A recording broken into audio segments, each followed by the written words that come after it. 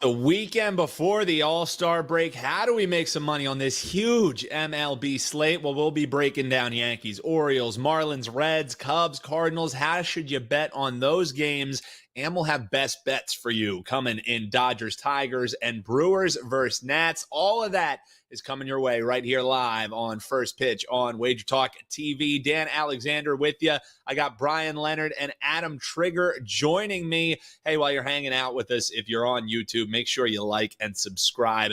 Comment below and let us know what your best bets are. If you're on Instagram, TikTok, or X, hit that follow button and keep those questions coming throughout the show.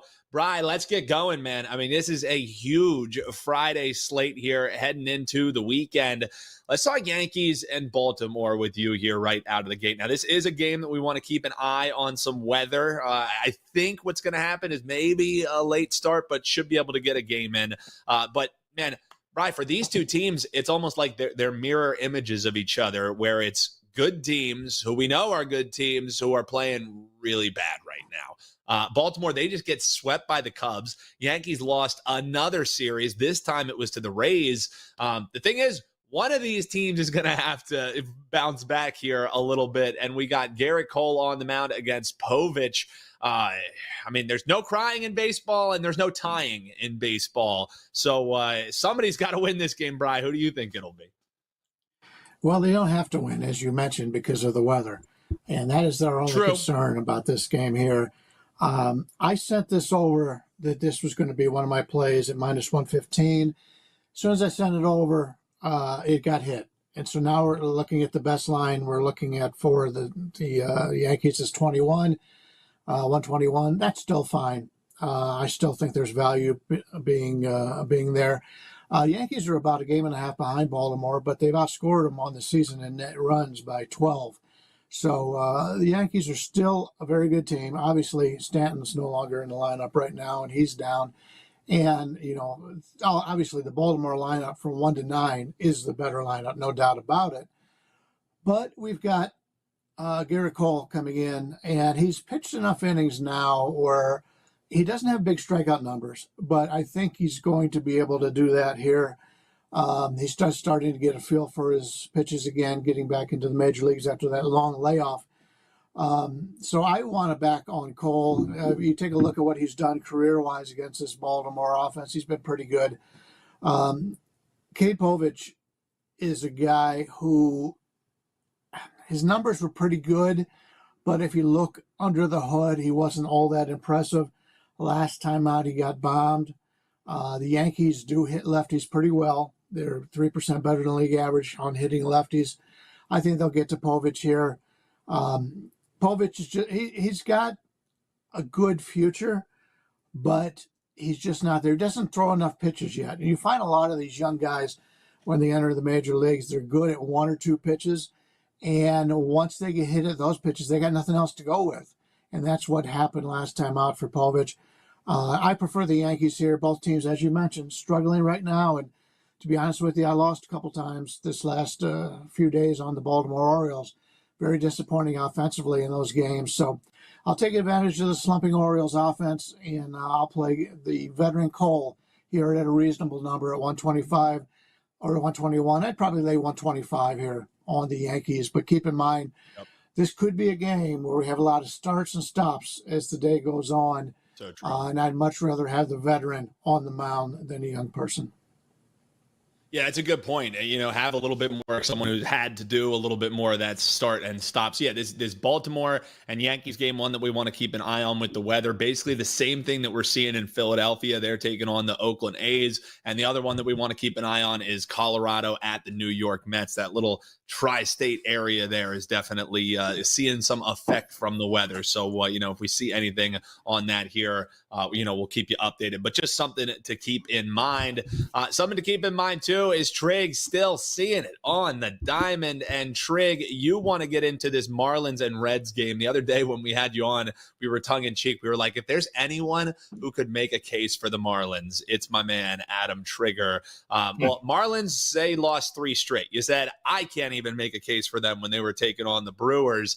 Reds, they were coming off a series win, but it was against the Rockies. So is this the time, my man, AT, that we can finally make the case for the Marlins? What do you think? Yeah, Dan. Well, unfortunately, real quick, I ended up having a 5%er on the Marlins yesterday. That was something that I put out while we were on the show, and I'm not going to sit here and complain about it, but I will point out that I feel like it's a little bit of a tough loss.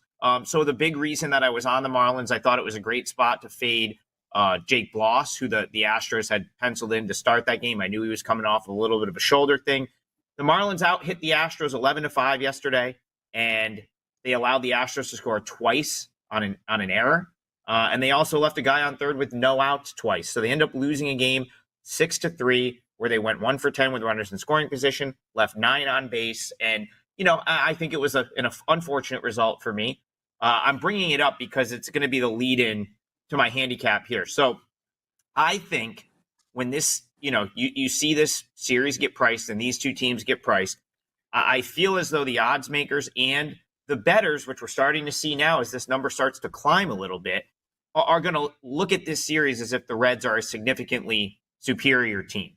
And I would disagree with that. I think the Reds are marginally better. They definitely win more close games, but the Reds are not a great baseball team either. I actually think just looking at this series, looking at these games individually, that this is far more even than these numbers suggest. The only team with worse playoff odds right now in the National League than the Marlins, Nationals, and Rockies is the Reds. So that should tell you something as well. I don't think the Reds are a great baseball team. And so for that reason, I have to look at the Marlins in this series and find a spot to jump in with them because I have these two teams a lot closer than I think the markets do. So one positive takeaway going into today from yesterday's game is that because the Marlins were behind for a lot of that game, they kind of just left Roddery Munoz out there, and he gave him 7 innings. That was not something I expected. Part of my play, I thought they would have him sort of go once through and then unload the top bullpen guys, but they fell behind, and I think they just kind of let him go, and he settled in and he gave him 7 innings, which is key because the Marlins saved all of their good bullpen guys, and the Marlins bullpen has quietly been pretty good. It's been kind of the one bright spot there. So you might see, tonight you're going to be able to go Tanner Scott, Nardi, Bender, AJ Puck in the later innings, and I think that definitely gives them a chance. Now, when I look at the starting pitching in this game, these two guys are very even. Again, I don't see this minus 150 advantage for the Reds here. Carson Spires probably has a little bit more upside, but, he's similar to Yanni Chirinos. I think, 3 years from now when we're talking about Carson Spires, he's going to be like an organizational depth guy, probably spends time at AAA, time in the big leagues. He was rolling at AAA this year. It's what earned him a call-up. But the big leagues is just a different story. And I think we've started to see him level out a little bit. 3 of his last 4 starts, 3 or more earned runs. I think he probably gets hit more times than not at the big league level. Whereas at least Chirinos, he's going to be 31 this winter. He's sort of proven that, he's not going to be a frontline starter, but he's going to go 5 innings and he's going to keep you in a game. You can almost set your watch to it.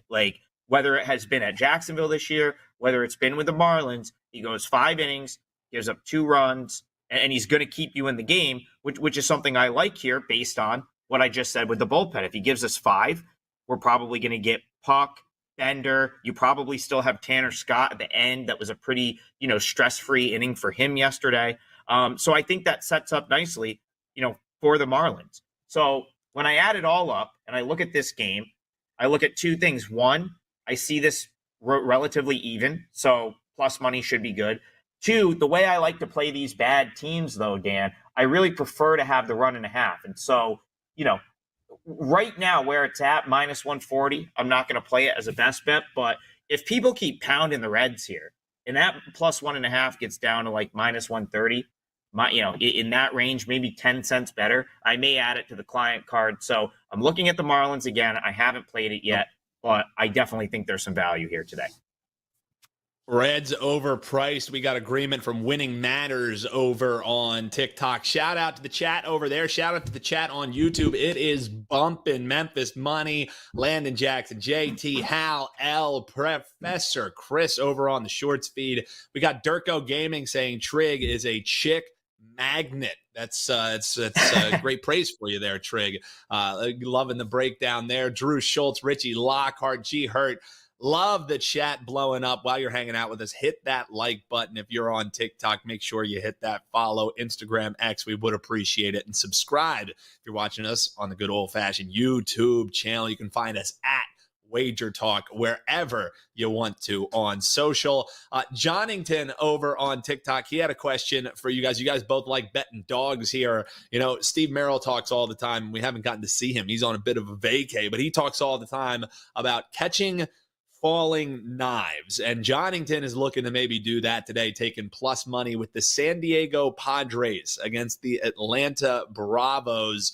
The Padres, it seems like ancient history when they beat the D-backs, get 6 games over 500, because since then the offense can't hit. 4 straight losses for them, only 4 runs in a 3-game span. So Johnington might want to grab that plus money, Bry, but I don't know if I'm interested in backing the San Diego Padres with the current form. Like, they seem, this weekend, I feel like, is finding out which teams are mailing it in, just looking forward to the break, resetting, and the Padres feel like a team that really just wants to reset and cling on towards the All-Star break, and that's not a team I want to put my money on. What do you think, Bry? That's a great point about teams going into the break. I've made tons of money over the years in the NBA playing veteran teams against young teams going into the break, especially for young teams that have some rookies that haven't played this many games before. So you find out what kind of heart these players have, and it's worked in the NBA and it also works in Major League Baseball. Fully understand that. This Atlanta team has been there before. They do have a rookie starter going today in Schwellenbach, but he's very good. I think he's going to be in the rotation the rest of the year. But for the most part, it's a veteran team, and they entered the season expecting to win. Now, when in your first month of the season you lose the best pitcher in baseball, you lose the best hitter in baseball, obviously your goals may be a little bit different right now. In the Braves, and I've talked about it, right now they're bringing up some guys that shouldn't be on major league level teams, and they got some outfielders out there that shouldn't be there, but they're waiting for the trade deadline, and hopefully they can turn it around a little bit here. But I prefer the Braves here. I'm not against going against any underdog in a certain situation, but Vasquez is a guy who I played Vasquez, I believe, one of the last times I was on the show, and it worked out well. But for the most part, he is probably the 6th or 7th starter on this team. And unfortunately for Atlanta, because of injuries, they've had to pull up some guys from the minors. But I prefer Atlanta, but it's probably going to be a lower scoring game because I don't think either one of these teams are hitting very well right now. That would be the way I would look here. Even though I think Atlanta's going to win, the under 8.5 at 15 seems to be a pretty good number here. San Diego's ballpark is more of a hitter's park this year than it's been in the past, but still, I would look towards the under in this contest. Yeah, and Teddy Covers calls them leading indicator books. Some of them have moved to 8 already. So if you want to grab that extra half, avoid some potential push if you're looking towards that under. No key number of 9, but there are some 8s showing on the board. So probably closer to game time, you're going to be looking at 8s painted in this one. So if you do want to back that under, probably one that you want to go and grab right now. Trig, any thoughts for you in that Padres game? If not, we'll get to talk about your true love, and that's the Chicago Cubs taking on the Cardinals. But anything you want to put a pin in here on the Padres? I considered the Padres today. So this goes back to yesterday. Okay. My best bet from the show yesterday was the Diamondbacks, kind of still in fade Braves mode, but of course Arizona finds a way to win 1-0. It kind of, I had a best bet against the Braves 2 nights ago. So kind of back to last night where I'm just now I'm not dying to go against the Braves in this spot after they've lost a couple, but I do still think Randy Vasquez is starting to figure it out a little bit. He's someone that got rocked when he first came up to the big leagues because he throws 6 different pitches. We've talked about him on First Pitch a few times. He's starting to figure out his pitch mix. So I do think there's some upside to Vasquez and some upside to the Padres, who I really think are a very good baseball team. So just didn't end up falling into the spot I kind of would have liked, but I certainly lean toward the Padres here. All right, well, Trig, I'll throw it right back your way because the one team that you've been banging the table for and you didn't sour even when everybody else did was the Chicago Cubs. They're taking on the St. Louis Cardinals. And Chicago is not only playing well, man. They're rolling back-to-back shutouts, outscoring the O's 12-0. I mean, maybe that has more to say about what the O's are doing right now than what Chicago does. But if you keep rolling backwards, 9-2 win against them, 5-0 win against the LA Angels. So maybe you wish you had a little bit more impressive opponent in back-to-backs. But Chicago's offense can't be denied right now. And you're looking at a St. Louis team that the last time they played was 2 days ago, and it was when they lost in a doubleheader against the Royals in both games. So for you, I mean, I know you love your Cubs. This feels like you just keep riding the Cubs because, we talked about teams that you might want to fade heading into the All-Star break. This is a team that's let's stack some wins. We're rolling right now. They seem like a team who is primed to use this All-Star break finite cutoff that's coming on Monday as something to kind of galvanize them to keep stacking the wins against the ball club that they kind of match up pretty well against here, I would say. Yeah, Dan, I want to know what Kyle Hendricks has on someone in that organization. He must have dirt on someone. Because that's the one part that makes it tough. That's fair. There's guys at the AAA level for the Cubs that are having very good seasons. And there's upside guys at AA that I mean, I don't agree with it, but all these other organizations trot guys with no experience out there and see what happens at the big league level. So the fact that the Cubs are now 45-49, they're very much in the hunt in the National League, which is, has a lot of mediocre baseball teams. And they're still throwing Kyle Hendricks out there in the middle of July in a game that they need is baffling to me. So I can't bet the Cubs here. I'm not going to take Hendricks in the 7+ ERA. Other than that, I love the way the Cubs are playing ball though. I think that earlier this week was a little bit of both. Orioles having some regression, but the Cubs played well. The Bellinger situation sucks. He's probably out for a little while. At least, he wasn't in the lineup yesterday, but they called Canario up, who's someone I am kind of high on in terms of his long-term outlook. So it would have to be just throw anyone other than Hendricks. I'm probably in on the Cubs here, especially if I could get +1.5. That's tempting. You get +1.5 with the Cubs on the road, but you have to survive probably 5 innings of Hendricks. So nothing for me. It's just frustrating. Right. Yeah. No, I completely get you. And that's, maybe I was trying to bait you in taking some plus money here with the Chicago Cubs. But Bryan, if we hate Hendricks, and I know, Sonny Gray, especially when he's played against the Chicago Cubs side, he's thrown some of his best stuff and you have a good 12 games to draw on. But with how Chicago's hitting still, there's a bullpen that's going to come into this game eventually, unless we get a no-no from Gray. Painted 8 across the board. I mean, Chicago's hitting well. We don't like Hendricks. I mean, why don't we just bet that 8? I'm surprised we're not seeing more over money showing in this game. Any reason why you think there might not be? I have no problem with Kyle Hendricks. Everybody knows he stinks, which means we get a great number. But if you look, true, that's a good point. If you look at what he has done, his average exit velocity is in the 96th percentile. Hard hit percentage is in the 95th percentile. His fastball stinks. His fastball velocity is in the 1 percentile. It's the worst in baseball. But he doesn't throw it very often. His four-seamer only throws 12.4% of the time. If you've listened to me, anybody's listened to me all season long, I love what the Red Sox are doing.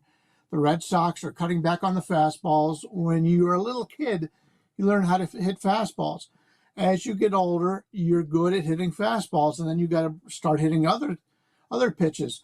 If you've got pitches out there that nobody knows, nobody sees, those like the knuckleballs, those are the guys that are going to have success. Unfortunately, most of the knuckleball pitchers only throw knuckleballs. That's their main pitch. But if you get guys out there that throw 6 or 7 different pitches and they don't throw their fastball very often, those are guys that are going to have a lot of success. And so I think the line's too high here. There's no way I think St. Louis should be in this price range. So I will hold my nose and bet Kyle Hendricks here, and hopefully he doesn't throw any fastballs and St. Louis can't knock him off. But you look at his hard hit percentage, 30.4. That's 6% better than league average. I mentioned the exit velocity. That's 3% lower than league average. He keeps batters off balance. Those are the kind of guys, the Bartolo Colons, the Kyle Hendricks, those kind of guys I made a lot of money on over the years. So sometimes you just got to hold your nose and bet the team that's getting that big number, and the Cubs are. So I like the Cubs here. That's inspiring. I'm not going to do it, but I love hearing that. You want to, though. More Cubs. You want to. I have so many Cubs like futures and all the stuff that are be a nice one to like pick just up. About to be coasters. So I do need some of those wins, and that's so I like that Bryan has that vote of confidence going into tonight. We got G Hurt saying we need to hear the cat on this one. That would really what would make him feel good about the about Hendricks and the Cubs is if he gets that meow, that means the nuclear whale play is incoming. We had Craig Love 1-1-1 over on the TikTok feed. He was just saying the Yurfie. It just sounds so like coded and beautiful when you just put it like that, as simple as the Yurfie. Not saying what game, not saying what, just the Yurfie. He probably means here in this Cubs and Cardinals game. The one thing that I would say, maybe Hendricks gets cracked here in the first. But if you look at this little run of offense for the Chicago Cubs team, only one of the games, and it was 2 games ago against Baltimore, did they actually score one of these big runs in the first inning. So, while it seems like that offense is completely rolling, it does take them a little bit to settle in these games. So the Yurfie, while it seems like the low-hanging fruit, might just not be there. So I caution you, Craig, but if you do bet the Yurfie, best of luck to you, my man. I wish you luck on that play. Just sometimes things aren't as they seem as we dive in there. As you're hanging out with us, make sure you keep those comments coming. Hit that like button and subscribe. We would appreciate it wherever you're tuning in on. Keep growing this platform. And into football season, folks, you're going to want to make sure you're subscribed because the content is going to be coming fast and furious your way. And you baseball diehards, don't worry, just because football is right around the corner doesn't mean we're not going to get you winners all the way through the World Series. Don't you worry. Bryan, I thought there was a great question for you from Professor Chris over on the YouTube Shorts feed because he brings up that this week of the All-Star break sometimes gets a little bit wonky, and it's something that you, as a spot capper, have really taken advantage of finding some of these teams that end up mailing it in. He says, my model has been killing it this season, but I've been giving some back these past few days. Is there something to this week, being that we're heading into the break, or do I just keep playing like I usually would? He also asked the question for coming out of the break. So as someone who really finds a way to dial in at these times, does your approach change around this All-Star break, or is it just really fit in well to what your approach always is? Yeah, you do have to take into account what the team goals are coming into the season. Are they still alive in those goals? The Cubs were a team that came into the season expecting to get to the playoffs. They're still alive. They're only, they're still alive for the wild card, and that's the whole division. Trig mentioned Cincinnati Reds. The reason why the Reds futures are so bad is because they're in last place in the division along with the Cubs, and they got teams to jump over to win it, but that doesn't mean that they don't think that the Reds are a decent team. Yeah, you always have to take a look at what the goals of these teams were coming into the season. You find your Colorados, your Chicago White Sox. I'm surprised Oakland's doing so well right now, but these are teams that didn't have any expectations coming into the season. And you've got a nice break coming up. And unfortunately for a lot of these guys, they don't have to worry about the All-Star game. They're going to have one entry that's going to make it to the All-Star game on these teams. So these guys are planning their vacations and getting away, where a lot of teams that have been in this position before take advantage of those teams. at this time of year. So you have to find those spots. So, yeah, you do have to handicap it a little bit slightly different going in and out of the All-Star break. But other than those, 10 days, 2 weeks, if you've had a lot of success with your system going on, I expect it to bounce back for you. Jack Barkow, you guys are so fire with a bunch of hearts. Literally hit a plus 1,200 parlay yesterday with all your takes weekday. Went 7 for 7 on bets. So when days like that come, we love it when people, let us know, hey, I won some coin off you, because as both of the gentlemen alongside me know, the losing days are just as loud. So we're happy we helped you out win there, Jack. That's what we look to do here. We appreciate you giving us some props there. Ashton wants to hear about the Pirates game here today on TikTok. So don't worry, we got you, Ashton. So let's take a look at the Pirates. What I'm seeing, I still don't see a pitcher. I don't know if you guys are seeing anything different. For me, it's going to be Crochet for the Chicago White Sox. So we got a lefty battle, 7.5, ugly total in this one. Looks like it should be an absolute barn burner. Trig, I'm going to you to get your thoughts on the Chicago White Sox. I mean, if you're not indoctrinated here on First Pitch, the Chicago White Sox plus 1.5 moniker has been one that Trig wears with pride. Anytime a bell rings, an angel gets its wing. Anytime anyone bets Chicago White Sox plus a 1.5, Adam Trigger gets his wings. How are you looking to bet this one? Have you seen anything about the pitcher or the potential pitcher for the Pirates, or are you just holding off on this one until you get that info?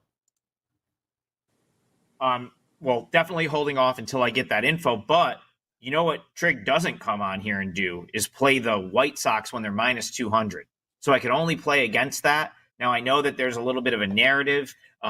You'll see it probably trend on Twitter at some point that the Pirates struggle the day after Paul Skeens.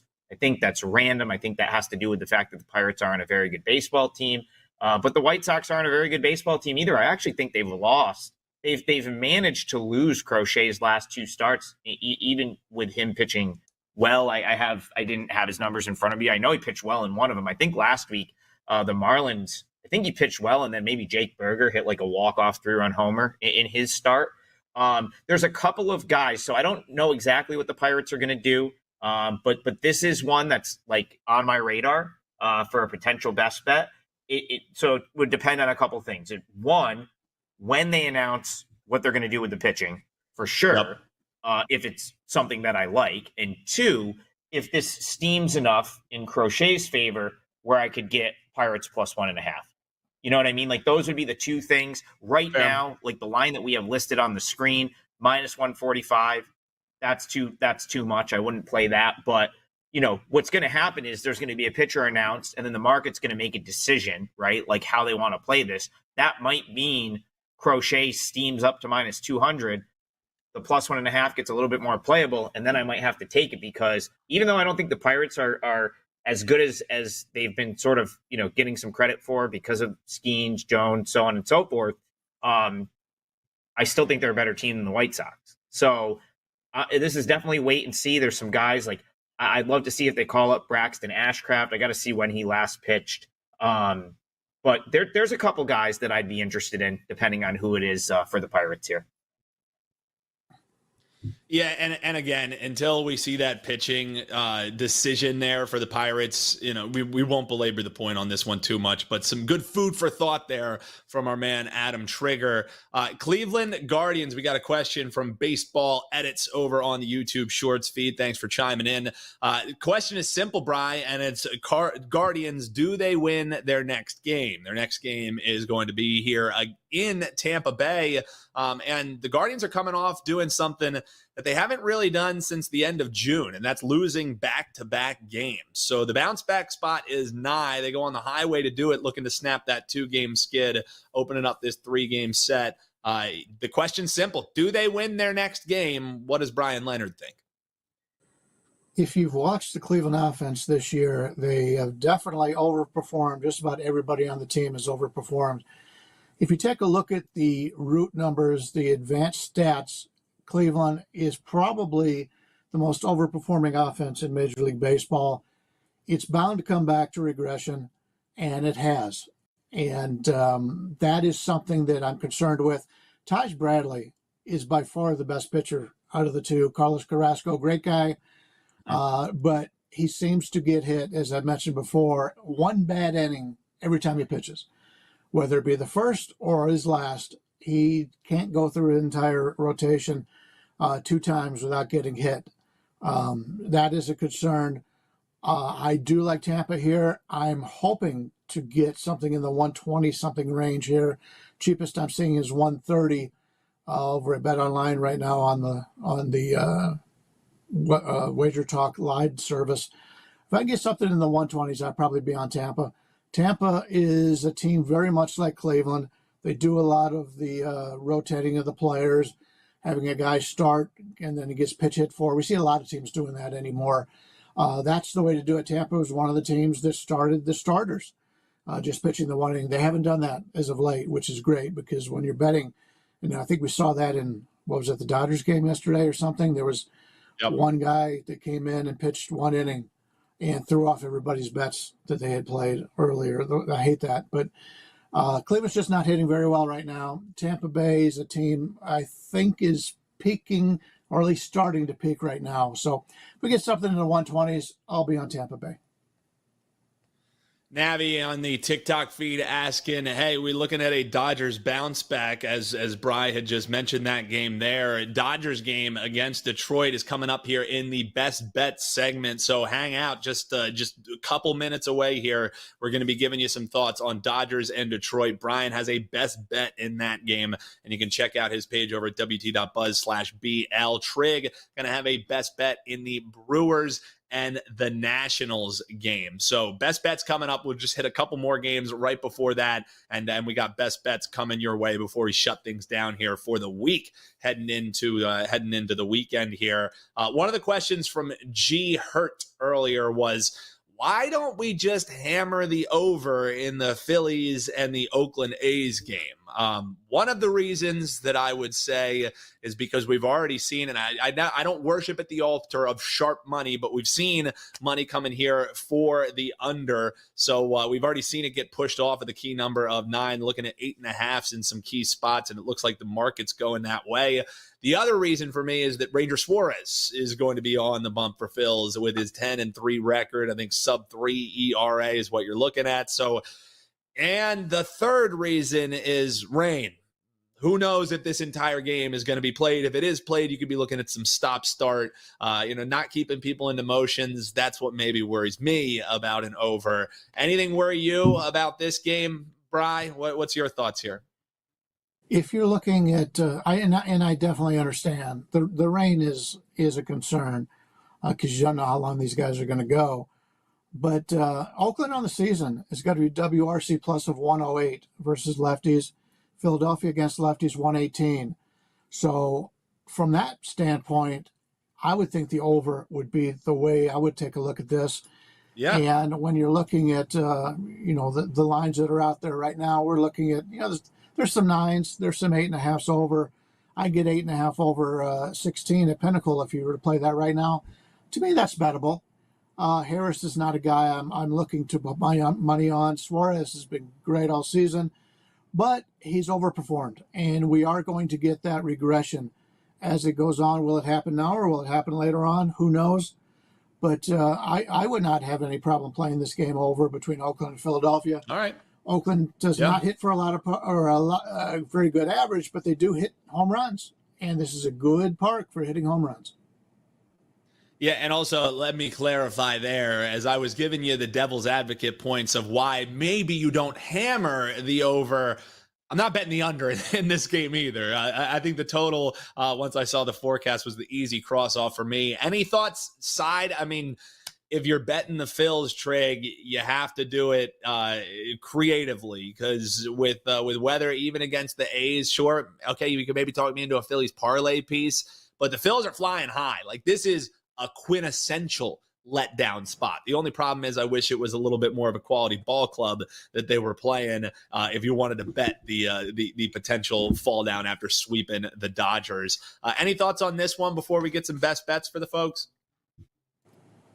Well, yeah, I mean, I have thoughts on this series. And I guess you could apply it to this game. So you guys got to remember, like these are still guys going to their job on a daily basis. And just think about how you are at your job the weekend before you get a week off, before you get vacation, right? Like these, and this goes for the entire league. And it's like something you need to keep in mind when you're betting games this weekend, especially on Sunday, because you're going to just see some people totally mentally checked out. Happens every year.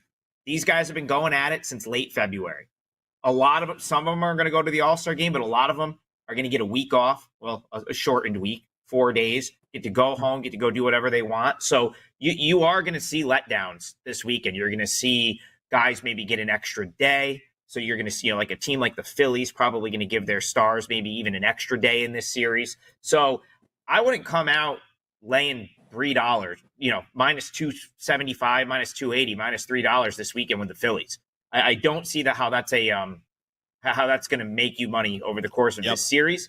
I think they're going to be a massive favorite in every game they play this weekend. So, I mean, this isn't the spot I want to get involved. I don't have a ton of faith in Harris, but like, I wouldn't bet the Phillies this weekend. You would have to find a way in with the A's plus 1.5, take the big plus money. They're probably going to win one of these games. I don't know which one, but they're probably going to win one of these games. Yeah, if only we had the crystal ball to tell us which of those nice plus money prices to take. But I think your point is a good one, Trig, and it's one of why I crossed that game right off my list. But when the listeners ask us, the viewers ask us any questions, we try and hit on as many as we can. We're rapidly approaching the end of the show, though. So last thing I will mention before best bets is Lord Farquaad. Haven't seen you in a while, man. It's good to have you back here. He was asking about any Nerfies. No run in the first inning. A yes or no bet for those of you who haven't bet any Nerfies or Yerfies. Now you know the terminology there. But he's saying any on the board. I always, when I want to look at some no run first innings, I go to Ralph Michaels on Twitter at CalSportsLV, and I check out his MLB first inning report. He has the Reds as cashing 13 straight Nerfy bets. It was one of the plays he had for clients yesterday.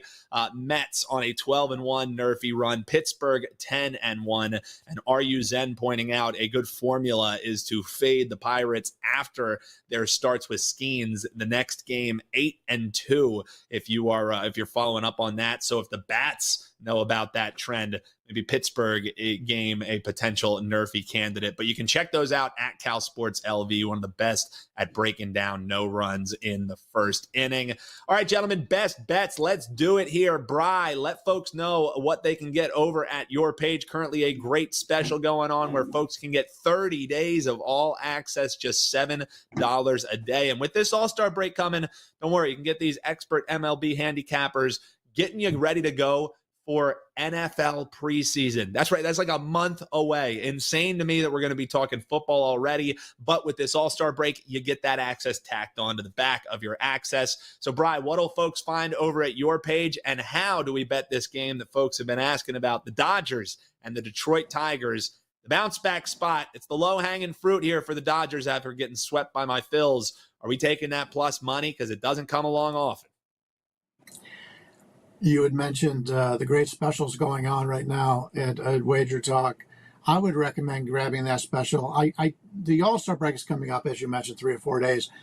I don't handicap home run derbies or anything like that. So those 3 or 4 days will go on to your schedule. If we pass on any game, you get that day back. So it's an excellent time of the year to do it.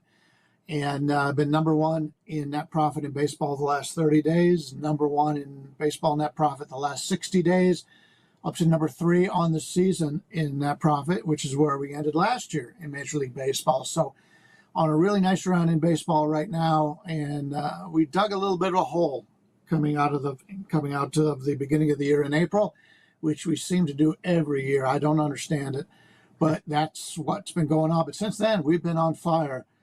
And I don't have my plays up for today. All the games are on the evening card. I'm waiting for the best numbers to arrive before I can send those to my clients. But we'll have a full slate of games going today.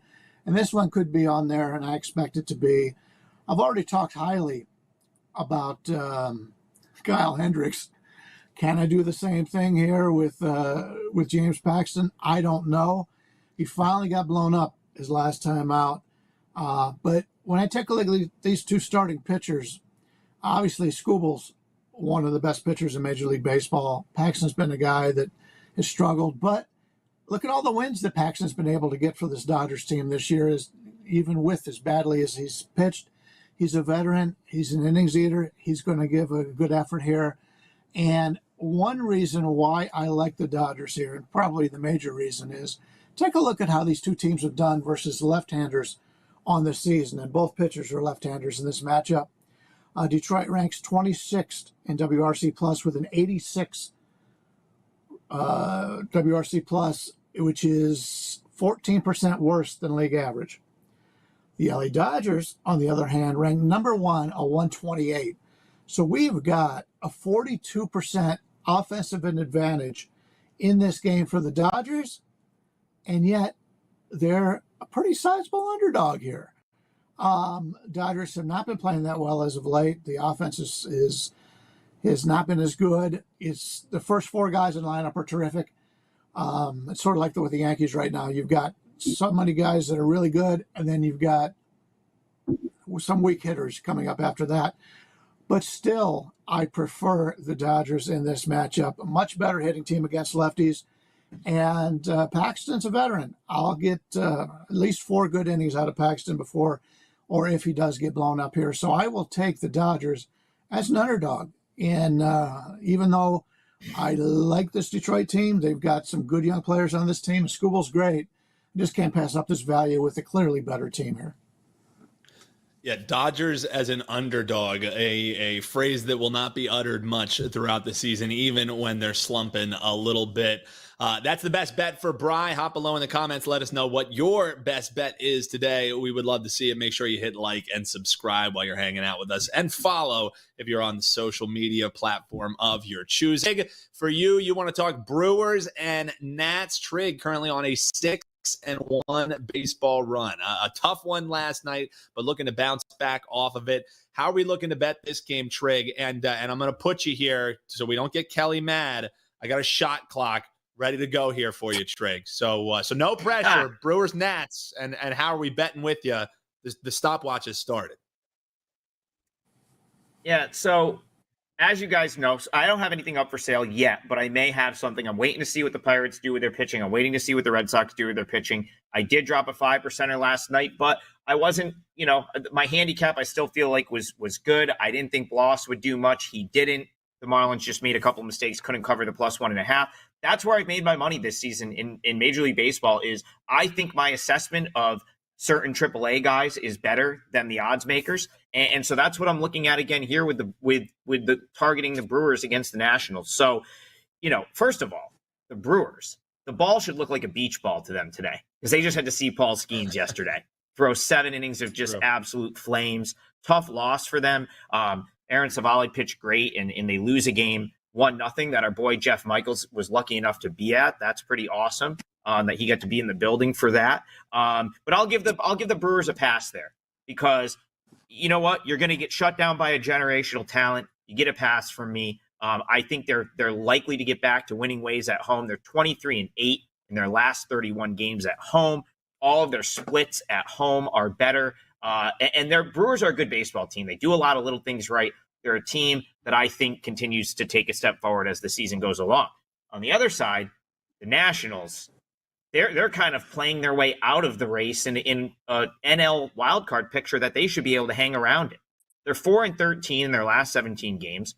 The starting pitching's been atrocious, which explains this move that I'll get into in a second. But, I think another reason, so you're going to have Jackson Rutledge up for the Nationals tonight. I think for a couple of reasons. One, the Nationals just keep trotting out lefties every day, and many of which are not great. And it's like every day, Mackenzie Gore, Mitchell Parker, Patrick Corbin, DJ Hurst, they're all left-handed. And aside from Gore, they're all pretty average. So it's like, teams are able to just, like, especially ones that are good at hitting left-handed pitching, seem to feast on Nats pitching. I think they thought that this would be Josiah Gray. It looks like his injury is worse than expected. We're not going to see him for a while.